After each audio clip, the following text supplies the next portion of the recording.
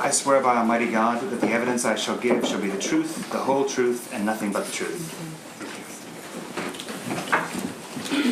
Why don't you just sit down, please, Mr. Murdoch, and if you can bring your files to hand.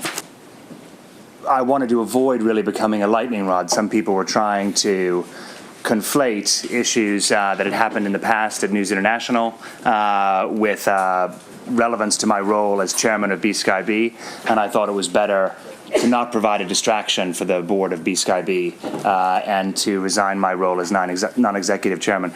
I remain a director of British Sky Broadcasting. When you arrived here in December 2007,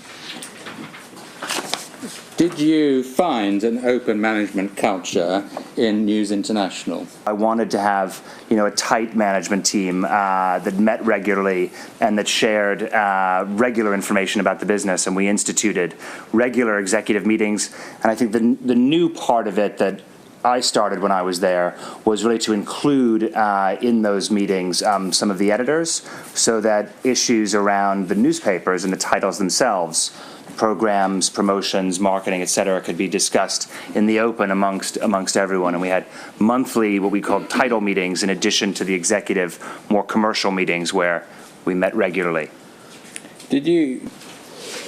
Now, in your view, Mr. Murdoch, were there deficiencies in News International's systems for identifying and assessing legal risk, particularly in the context of potential reputational harm for the company? I think it's self-evident that, in hindsight and knowing what we know now, whatever controls were in place failed to create the sufficient transparency around those issues and the risks around it. Did you make the obvious connection between legal risk and potential reputational damage to the company?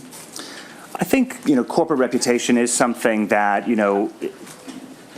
is important to a business and is important with respect to a company's really license with its customers, with the communities that it operates in, and obviously legal risk plays into that. Yes. Did you read the News of the World on a weekly basis?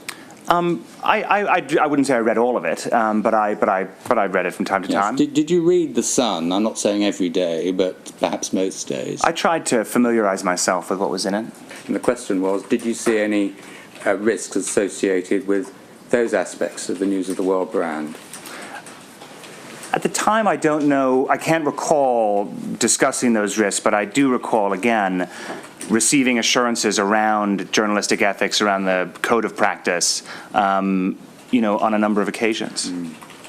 Well, it suffered a very great loss, and that, whether it had reputational implications, was for you to consider. But could I just ask on that, this question? You clearly appreciated that the